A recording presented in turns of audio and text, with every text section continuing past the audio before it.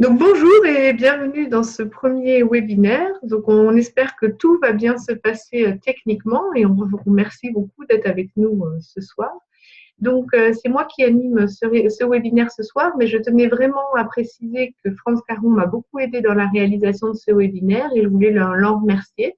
D'ailleurs, il est là ce soir au cas où il y a des problèmes techniques pour vous aider à les régler en back-office.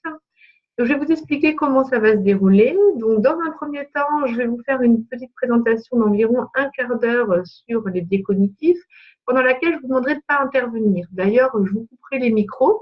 Donc, comme ça, si vous parlez, on ne vous entendra pas. Puis ensuite, donc, je rallumerai les micros et on se retrouvera de nouveau en visioconférence. On pourra échanger, vous pourrez poser vos questions. Voilà, on prendra à peu près 5 à 10 minutes d'échange là-dessus. Donc, allons-y, on va partir sur notre présentation. Donc, les biais cognitifs, pourquoi ne sommes-nous définitivement pas rationnels? Alors, on ne serait pas rationnel, et oui, comme l'indique le titre de notre webinaire, on n'est pas rationnel pour plusieurs raisons. D'une part, on est des êtres doués de raison et d'émotion. On n'est pas 100% rationnel, mais on n'est pas non plus 100% émotionnel. Ça veut dire qu'en fait, bien articuler la raison et l'émotion, c'est tout l'enjeu de ce qu'on appelle aujourd'hui l'intelligence émotionnelle, c'est-à-dire à la fois d'être à l'écoute de ses émotions, mais aussi d'utiliser sa raison pour prendre de la distance et prendre les bonnes décisions. D'autre part, on n'a pas tous les mêmes lunettes. Alors, ça ne fait pas une pub pour les opticiens, mais ça veut dire en fait, pour vous rappeler que nous ne voyons pas tous le monde de la même façon et que nous ne réagissons pas au monde en tant que tel, mais à la représentation que l'on en a. Et enfin, on n'est pas rationnel parce qu'il y a plein de petits pièges, et notamment, c'est notre cerveau qui nous piège à travers les biais cognitifs, et c'est ça donc notre sujet du jour sur lequel on va aller. Donc, c'est quoi un biais cognitif? Avant d'arriver directement à la définition, je vous propose de faire un petit exercice. Donc, comme vous le voyez, je vous demande de classer les voitures par ordre de taille. Voilà, donc vous avez déjà certainement tous une petite idée. Donc, à cet exercice, on récolte en général deux types de réponses. Pour la grande majorité des personnes, la voiture la plus éloignée est la plus grande, celle du milieu est moyenne et la voiture du premier plan est la plus petite. Pour les personnes qui ont été plus futées et qui ont pris soin de mesurer avec leurs règles, les trois voitures ont en réalité la même taille. On peut le voir, hein, vous voyez, si on superpose ces trois segments, ils sont de la même taille. Donc effectivement, à l'œil nu, on a tous l'impression que la voiture du fond est la plus grande. Par contre, dans les faits, elles ont réellement la même taille. Si on les superpose, elles ont la même taille. Alors, ce petit exercice, il correspond, vous l'avez compris, à ce qu'on appelle une illusion d'optique, hein, qui est très connue, hein, qui porte le nom de l'illusion de Ponzo, que certains connaissent déjà peut-être parce que des fois on la voit aussi avec des soldats ou tout autre dessin. Et cette illusion, elle repose en fait sur la non prise en compte de la perspective, puisque effectivement, normalement, la voiture la plus éloignée devrait être la plus petite. Or, dans le dessin, ces trois voitures ont la même taille. Donc, en mettant ainsi trois voitures de la même taille à des profondeurs de dessin différents, on trompe le cerveau qui corrige en rétablissant lui-même la perspective et donc en interprétant que les voitures ne peuvent pas être de la même taille. Puisque la voiture du fond est plus loin dans le dessin, pour notre cerveau, elle est nécessairement plus grande. Donc, vous connaissez certainement d'autres exemples d'illusions d'optique. Allons maintenant donc sur les biais cognitifs. Qu'est-ce qu'un biais cognitif? Alors, un biais cognitif, c'est une façon de penser trompeuse, inconsciente, automatique, qui persiste même quand on le sait, hein, comme pour les voitures de tout à l'heure, même quand on sait qu'elles sont de la même taille, on continue de les voir de tailles différentes et qui nécessite un effort pour être contré, qui nécessite de se distancier, d'avoir recours à la logique. Donc, comme pour l'illusion de Poson, la voiture de tout à l'heure, il faut de l'énergie, de la concentration pour se rappeler que les voitures sont de la même taille. Donc finalement, un biais cognitif, c'est à la pensée ce qu'une illusion d'optique est à la vue. Et c'est bien tout le fond du problème. C'est qu'il faut de l'énergie pour prendre de la distance et lutter contre nos automatismes de pensée, donc contre ces biais cognitifs. Or, dans la vie de tous les jours, c'est compliqué. et on se fait tous plus ou moins prendre au piège de ces biais cognitifs. D'autant plus que plus notre cerveau est fatigué ou sous pression, plus il délègue les tâches importantes à des automatismes. Donc, dans la majorité des cas, ça ne pose pas de problème de déléguer donc, nos décisions à ces automatismes, mais parfois, ça va nous conduire à fausser nos appréciations et à prendre de mauvaises décisions. Alors, pour illustrer tout ça plus concrètement, on va maintenant rentrer dans la peau de quelques personnages pour sentir comment ces biais cognitifs nous influencent au quotidien. Commençons par Pierre, ou l'illusion d'être meilleur. Donc, voici Pierre. Donc, Pierre, il va s'installer, il a 25 ans, il a un projet d'installation avec un associé hors cadre familial et au moment précis, il assiste au stage 21h. C'est la séquence ressources humaines et c'est précisément le moment où l'intervenante évoque devant le groupe le risque de conflit dans les sociétés. Alors Pierre, il est bien au courant de ça puisque son père et son oncle se sont eux-mêmes séparés il y a 15 ans. Ça avait fait tout un pataquès, son père ne dormait plus, sa mère en était malade, il avait fallu tout réorganiser donc, sur l'entreprise, sans compter du coup les tensions dans la famille. Bref, ça a marqué les esprits et ça a mis du temps pour retrouver donc un nouvel équilibre. Allons voir ensemble plus profondément donc ce qui se passe dans le cerveau de Pierre au moment où l'intervenante évoque ce risque de conflit dans les entreprises. Oui, c'est intéressant ce qu'elle raconte. Ça me rappelle papa. Enfin, moi, je suis tranquille. Avec Louis, mon futur associé, on s'entend à merveille. Il n'y a pas de raison que ça change. On n'a pas besoin de se faire accompagner sur notre fonctionnement. En revanche, Charles à côté, c'est pas gagné. Je connais sa sœur. Ça ne sera pas facile de travailler avec elle. Eux, faudrait peut-être bien qu'ils se fassent accompagner pour mieux se comprendre et améliorer leur communication. Donc Pierre, qui est pourtant au courant de ce que peut être un conflit entre associés, ne se sent pas concerné par ce risque. En revanche, il pense que son voisin, lui, est potentiellement concerné. En fait, Pierre est influencé par son biais d'optimisme, c'est-à-dire la tendance naturelle chez les individus à surestimer leurs chances d'être confrontés à des événements positifs et à sous-estimer la probabilité d'être confrontés à des événements négatifs. Ce petit exemple vous fait peut-être rire, mais en fait, si on est un peu honnête, est-ce que ça ne nous arrive pas à nous aussi parfois de faire preuve de biais d'optimisme concernant nos enfants, nos entreprises ou nos familles? Les enfants des autres vont peut-être redoubler, mais quand même pas les nôtres. Hein, l'entreprise du voisin a bu la tasse, mais quand même pour nous, ça devrait aller. Nos amis divorcent, mais nous, notre couple, c'est pour la vie. Hein, où il y a des tensions dans la belle famille sur la succession, mais quand même, ça n'arrivera pas dans notre famille à nous. En fait, on fait tous parfois preuve de biais d'optimisme et c'est bien. Hein, parce que ça nous aide à faire les choses, ça nous aide à bien vivre les choses dans l'enthousiasme et surtout, ça nous permet d'oser et de prendre des risques. Toutefois, il faut quand même garder une certaine lucidité pour avoir conscience des risques et mieux s'en prémunir. Allons voir maintenant Pierre, donc, quelques années plus tard. Donc, Pierre, 5 ans plus tard, Pierre a 30 ans et on va regarder Pierre dans 2 scénarios opposés. Dans le premier scénario, donc, les 5 premières années d'installation ont été un succès. Avec Louis, son associé, ils ont sécurisé leurs revenus et développé encore davantage l'exploitation. Donc, l'entreprise est florissante et Pierre tire le bilan. On va de nouveau plonger dans ses pensées pour voir ce qu'il en pense. Je suis vraiment content de voir où je suis arrivé. La ferme tourne bien. C'est vrai que j'ai beaucoup travaillé, mais quel résultat! J'étais un bon gestionnaire. J'ai su gérer les imprévus. J'ai laissé de la place à Louis qui, du coup, s'est senti bien. C'est vrai que c'est pas toujours facile à deux, mais je l'ai bien compris. Et j'ai fait le nécessaire pour que tout se passe bien. Donc, quand on analyse ce que dit Pierre, en fait, Pierre attribue sa réussite à ses propres compétences.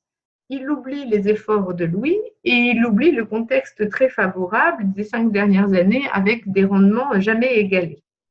Allons voir maintenant le second scénario. Donc, dans ce second scénario, au contraire, Pierre a vécu une véritable descente aux enfers. L'entente avec Louis a vite tourné au conflit, la productivité donc, et l'efficacité du travail a rapidement baissé, ainsi que la motivation. Donc aujourd'hui, Pierre est en cessation d'activité. Donc là, allons voir encore dans sa tête quel bilan il tire de cette expérience. C'est dur d'en être arrivé là. On avait tout ce qu'il fallait pour que ça marche. Mais avec ces réglementations qui nous sont tombées sur le dos, le mauvais état dans lequel le CEDAR laissait ses bâtiments et le manque d'entraide locale. Ça serait plus facile si on avait une Puma qui tenait la route. Et puis Louis, quel boulet, un béni oui-oui, jamais aucune initiative, si seulement il y avait mis du sien. Voilà.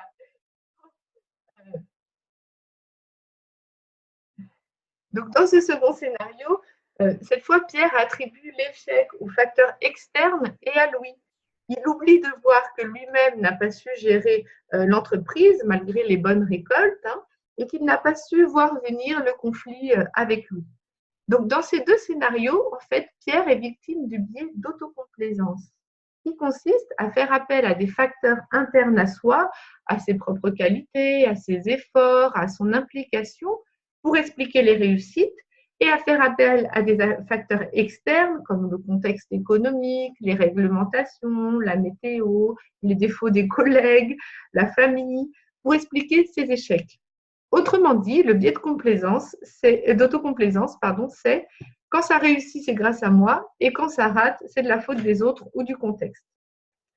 Donc, laissons maintenant Pierre et allons voir Agathe. Agathe qui cherche à recruter, donc en toute objectivité, bien sûr. Voilà Agathe. Donc, Agathe, c'est une éleveuse caprin avec transformation fromagère. Sa salariée en fromagerie est partie à la retraite et elle fait paraître une annonce pour recruter une autre salariée en toute objectivité, bien sûr. Donc, ce matin, se présente spontanément chez elle un candidat, Kevin, pour le poste. Donc, Agathe l'accueille. Allons voir ses premières impressions. Un homme. Il manquera certainement de soins. Pour faire les fromages, ça risque d'être embêtant. Voyons quand même. Dès la première impression, Agathe est influencée par un stéréotype de genre. Donc, un stéréotype, ça correspond à une croyance largement partagée, attribuant des traits de caractère ou des qualités à une personne en fonction de son sexe. Ainsi, le soin et la minutie sont souvent considérés comme des qualités féminines. C'est une croyance. Les hommes peuvent aussi, dans certains cas, être de très bons fromagers, très soigneux et minutieux, alors même que certaines femmes travailleront comme des cochons. Mais on voit bien que dès la première impression, ici, Agathe est influencée par cette croyance. Après avoir salué Kevin, donc elle le conduit dans le bureau et tous deux commencent à discuter. Donc, allons voir de nouveau ce qui se passe dans la tête d'Agathe lorsque l'entretien se poursuit. Tu souris tout le temps. Ça fera du bien dans l'équipe. Avoir une personne qui sourit au travail, c'est plus plaisant que ceux qui font la gueule. C'est sûrement une personne dynamique et positive. On a besoin de quelqu'un comme ça dans l'équipe. Donc, de nouveau, Agathe se heurte en fait à deux biais cognitifs. D'abord, ce qu'on appelle l'erreur fondamentale d'attribution. Voilà. L'erreur fondamentale d'attribution, ce biais en fait correspond au fait d'attribuer une qualité ou un trait de caractère à une personne en se basant sur son comportement du moment sans prendre en compte le contexte. Dans notre exemple, Agathe imagine que Kevin sera une personne souriante au travail parce qu'il a une attitude très souriante à l'entretien. Or, peut-être que ce soit vrai, et on l'espère pour elle, mais peut-être aussi que Kevin sourit aujourd'hui juste pour donner une bonne impression, ou parce qu'il vient d'apprendre une bonne nouvelle, ou pourquoi pas parce qu'il est amoureux et qu'il est toujours sur son petit nuage. Autrement dit, un comportement vu isolément n'est pas forcément représentatif de ce que nous sommes habituellement. Attention donc à ne pas généraliser une première impression et à recouper avec d'autres impressions plus tard. Dans son raisonnement, Agathe fait preuve aussi d'un autre biais cognitif qui est souvent lié à l'erreur fondamentale d'attribution, c'est l'effet halo. Cet effet halo correspond au fait d'attribuer des qualités complémentaires à une personne à partir des éléments que l'on connaît d'elle. Alors, je vous propose de réécouter Agathe. Ça fera du bien dans l'équipe. Avoir une personne qui sourit au travail, c'est plus plaisant que ceux qui font la gueule. C'est sûrement une personne dynamique et positive. On a besoin de quelqu'un comme ça dans l'équipe. Donc, Agathe voit Kevin sourire et on conclut que Kevin sera une personne dynamique et positive dans l'équipe. Pourtant, on peut tout à fait être souriant et manquer de punch, ou on peut tout à fait être souriant et avoir un discours négatif sur le travail. Comme ces qualités, sourire, dynamisme et esprit positif, sont liées dans l'esprit d'Agathe, elle fait le raccourci sans vérifier. Donc, comme Agathe, nous sommes souvent piégés par nos premières impressions.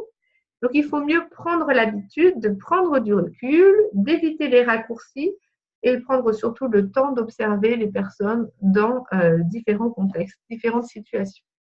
Donc, on continue avec Agathe, l'entretien se poursuit et Kevin, justement, lui explique qu'il a de l'expérience en tant que fromager, que son ancienne patronne avait une grande expertise et une très bonne réputation, ce qui l'a amené justement à partir donc plusieurs jours pour des réunions ou des salons professionnels en laissant Kevin assurer seul le travail en fromagerie. Agathe va-t-elle donc revoir son jugement sur le manque de maîtrise de Kevin? Allons voir ce qui se passe dans sa tête. C'est bien, il sait faire des fromages. Il m'a dit qu'il travaillait en binôme avec la patronne. Il devait être efficace pour porter les bacs de cahiers, retourner les blocs moules qui sont si lourds et faire les différentes manipulations. En revanche, c'est sûrement la patronne qui retournait et scellait les fromages. Il m'a dit que sa patronne avait une grande expertise. Donc, malgré ce que dit Kevin, Agathe persévère dans son jugement. Kevin sait faire les fromages, certes, mais certainement que ce n'était pas lui qui excellait dans les tâches minutieuses et soigneuses. Il était surtout là pour faire les tâches de force, porter les blocs moules, les bacs de cahiers. Donc, Agathe imagine que c'est la patronne qui assurait les étapes délicates du salage, du retournement des fromages. Donc ça fait preuve aussi d'un autre biais cognitif qu'on appelle, c'est l'effet de persévération. Donc, cet effet, c'est qu'une fois que nous avons émis un jugement sur quelque chose ou sur quelqu'un, on a du mal à revenir dessus et on a du mal à intégrer les informations contradictoires pour nuancer notre jugement. Agathe s'est fait un jugement en pensant que Kevin ne pouvait pas être minutieux parce que c'était un homme. Donc, malgré l'expérience de Kevin et le fait qu'il ait fonctionné souvent en autonomie en fromagerie, elle persiste dans son jugement et pense que c'est la patronne qui devait faire les fromages. Ce biais est renforcé par un autre biais qu'on appelle le biais de confirmation, qui consiste, une fois que l'on s'est fait une opinion, à ne plus faire attention qu'à ce qui vient confirmer cette opinion en négligeant les arguments contraires.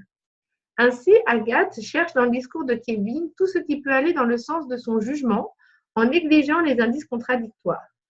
Elle relève ainsi que la patronne de Kevin avait une grande expertise pour confirmer son opinion que c'était elle qui s'occupait des tâches pointues et minutieuses et notamment des fromages. En revanche, Kevin lui a également dit qu'il avait l'habitude de fonctionner de manière autonome car son ex-patronne avait des responsabilités professionnelles et s'absentait souvent. Mais Agathe ne prend pas en compte cette information pour revoir son jugement sur Kevin. Donc, elle prend dans le discours de Kevin tout ce qui va confronter son avis et elle oublie de voir tout ce qui peut l'infléchir. A contrario, si Agathe avait pensé que Kevin faisait l'affaire, elle aurait sans doute prêté davantage attention à cette dernière information sur le fait qu'il avait l'habitude de fonctionner en autonomie. Donc, qu'est-ce qu'il faut retenir de ça? C'est que nos premiers jugements nous influencent fortement.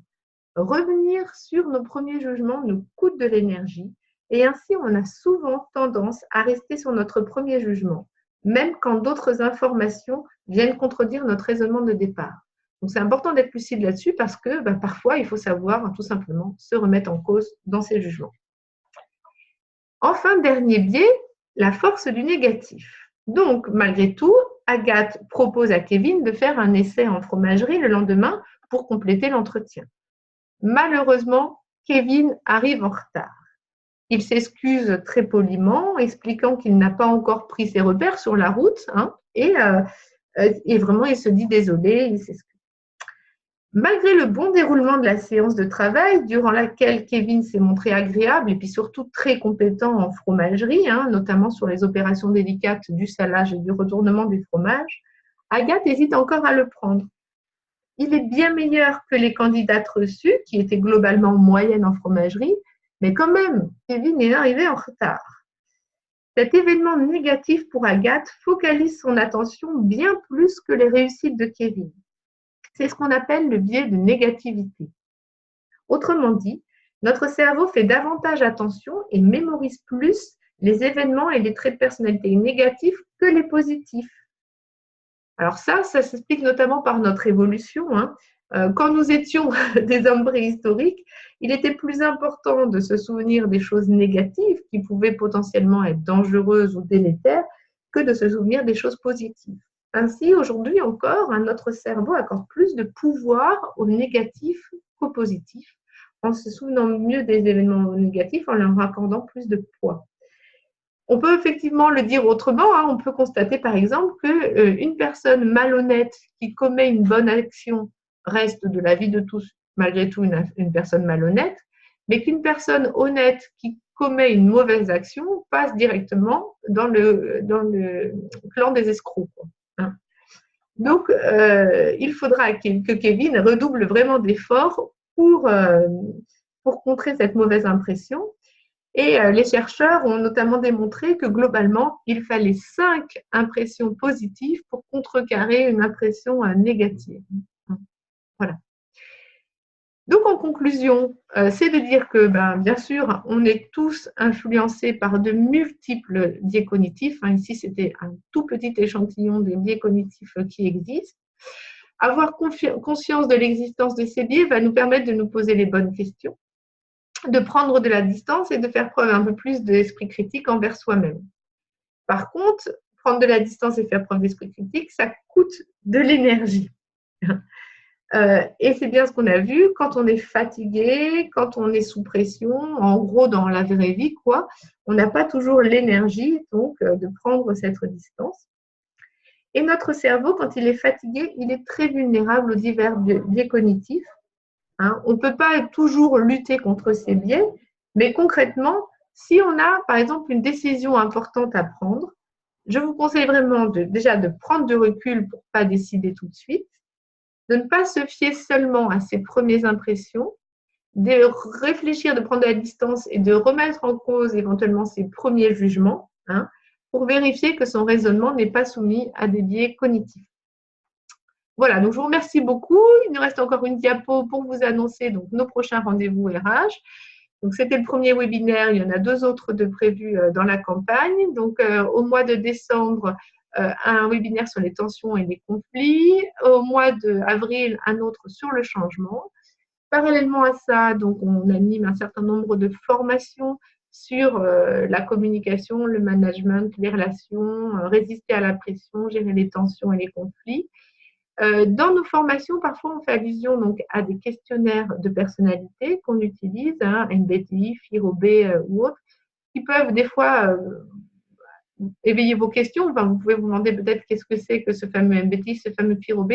Sachez qu'il existe donc, sur le site internet de la Chambre d'agriculture une vidéo pour vous présenter ces outils, qui vous permettent de répondre à vos premières questions et à savoir quels sont ces outils.